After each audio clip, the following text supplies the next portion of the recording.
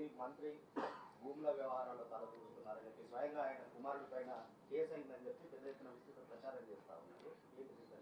So ఇందాక నేను చెప్పాను కదా, ఇవాళ ప్రభుత్వం ఇంకా వాళ్ళు ప్రభుత్వంలో ఉన్నాము, మేము ప్రభుత్వంలో ఉన్నాం కాబట్టి మంత్రి కొడుకు మీద కేసు పెట్టించామని ఆ వాక్కులు అనేది తప్పు. మేము ప్రభుత్వంలో ఉన్నప్పుడు పారదర్శకత అనేది ఒక మనిషి ఒక కంప్లైంట్ ఇచ్చినప్పుడు ఆ కంప్లైంట్ని పోలీసులు రిజిస్టర్ చేయడం సహజం. రిజిస్టరే చేయొద్దని నేను అనగలుగుతాను, కానీ అలా అనే ఉద్దేశం ఈ ప్రభుత్వానికి లేదు. రిజిస్టర్ అయిన తర్వాత తప్పకుండా దాని మీద నిజ నిర్ధారణ చేసి అధికారులు తన తప్పుంటే నా కొడుకుండని నేనుండని ఇంకొక వ్యక్తి ఉన్నాయి శిక్షకు అర్హుడు.